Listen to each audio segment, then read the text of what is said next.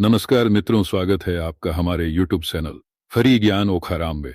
मित्रों, हमारे चैनल पर नए हैं तो लाइक सब्सक्राइब जरूर कर लीजिएगा। अगर करके रखा है तो आपका धन्यवाद। और हाँ, इस चैनल पर आपको केवल पौराणिक कथा सुनने को मिलेगी, तो आइए। रावण के वध के बाद भी शूर्पणखा के मन में बदले की आग धधक रही थी। जब राम ने सीता को त्यागा, उसके बादल शूर्पणखा उन्हें भड़काने पहुंची। सीता ने कुछ ऐसा कहा जो हम सबके जीवन का मंत्र बन सकता है। रामायण और महाभारत की कथाएं हमने जीवन जीने की सीख देती हैं। रामायण की मुख्य कथा तो हम सब सुनते और देखते हैं। हालांकि कुछ ऐसे किस्से भी हैं जो कम लोग जानते हैं। रामायण के हर पात्र से कुछ न कुछ सीख मिलती है।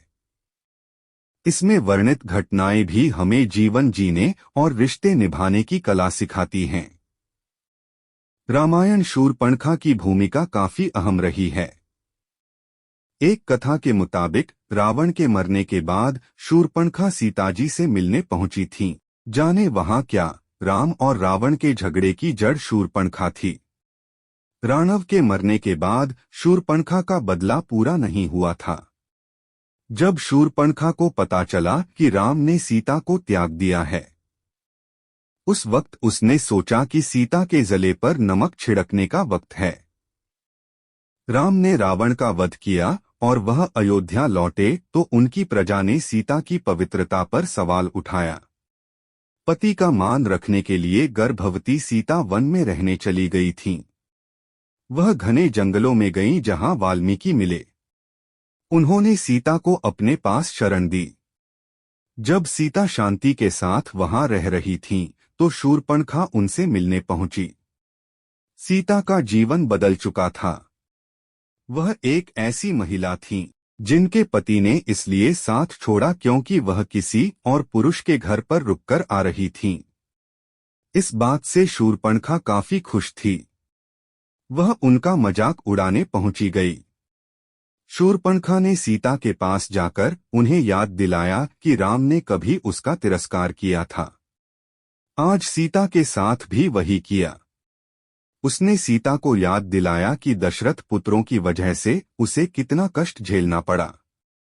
अब सीता भी राम की वजह से कष्ट में है। सीता ने शांत भाव से शूर्पणखा को बैठाया और बेर दिए। कहा कि ये उतने ही मीठे हैं जितने कि मंदोदरी की बगिया के थे। उकसाने से प्रभावित सीता को मुस्कुराते देखकर शूर्पणखा और तिलमिला गई। उसे उम्मीद थी कि सीता दर्द से तिलमिलाएंगी। वह उन्हें कष्ट में देखकर खुद खुश होना चाहती थी। सीता जरा भी दुख में नहीं दिख रही थीं।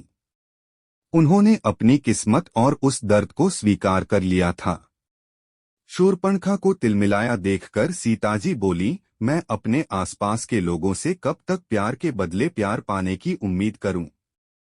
सीता बोली, खुद में वह शक्ति पैदा करो कि दूसरे तुम्हें प्यार न करें फिर भी तुम उन्हें प्रेम कर सको।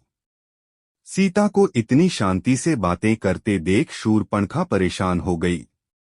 उसने भड़काया कि क्या सीता को न्याय नहीं मिलना चाहिए। इस पर सीता बोली, जिन्होंने गलती की उन्हें खुद ही सजा मिल गई है। जिस दिन से दशरथ पुत्र ने उन्हें छोड़ा है, उन्हें एक क्षण के लिए भी शांति नहीं मिली है। सीता ने शूर्पणखा को सलाह दी कि पुरानी बातें भूलकर आगे बढ़े। जिन्होंने उन्हें दुख दिया है, वे अपने मन से ये बातें नहीं हटा पाएंगे, लेकिन वह हटा सकती है। सीता ने शूर्पणखा से कहा कि उसने खुद को पीड़ित बना रखा है। बदले की आग में वह सिर्फ रावण जैसे ही बनती जाएगी। सीता बोली, अपने भाई सगे संबंधियों के मरने और महल जलने से ऊपर उठे संस्कृतियां आएंगी जाएंगी। राम रावण भी आते जाते रहेंगे। प्रकृति ऐसी ही रहेगी। सीता बोली, मैं इसका ही आनंद ले रही हूं।